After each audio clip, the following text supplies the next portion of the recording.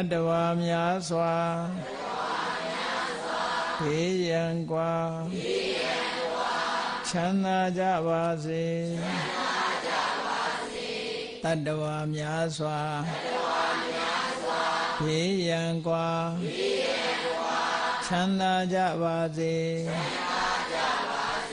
မေတ္တာရေချမ်းသုံးငါဖြံငြိမ်းချမ်းကြပါစေမေတ္တာရေချမ်းသုံးငါဖြံငြိမ်းချမ်းကြပါစေသက်ရှိချမ်းသာစိတ်ချမ်းသာတို့ရဆန္ဒပြေပါစေ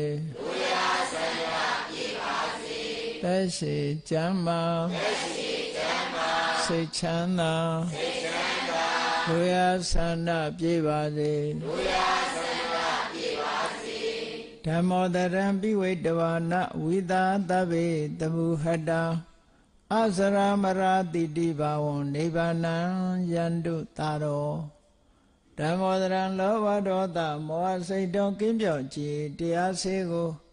ပိဝိတဝါဝန္တာရှင်ပြတောက်ကြရအနာကြရကုန်သောကြောင့်ဝိသာသဗ္ဗေပူဇာညင်းနောက်ကိလေသာစိတ်တောက်ဟုသမျှတို့သည်သမုဟတာပိဉ္ကြဘဲတွင်ရေမတင်တဲ့ကဲ့သို့ကင်းစင်လွင်ပြောင်းပေမရောက်အောင်ပဲဖြောင်းအကုန်သည်ဟွန်တုစင်စစ်မသွေဖြစ်ကြပါစေကုန်သတည်းအစရမရံအိုခြင်းလဲကွာနာခြင်းလဲကင်းသေးခြင်းလဲရှင်းထသောတိတိဘဝကိလေသာဟုဘုကတိကင်းကြီးရာအစစ်ဖြစ်ပေထသောနိဗ္ဗာန်နိဗ္ဗာန်ဟုခေါ်အေးမြုတော်သို့သာရောတရားချစ်ခင်စိတ်ကောင်းဝိညာသူတော်စင်များတို့သည်ယန္တုပါရမီအစဉ်စဉ်မြင့်နေမြင်၍မလင့်ဘုံသည်ဆက်ရောက်တော်မူကြ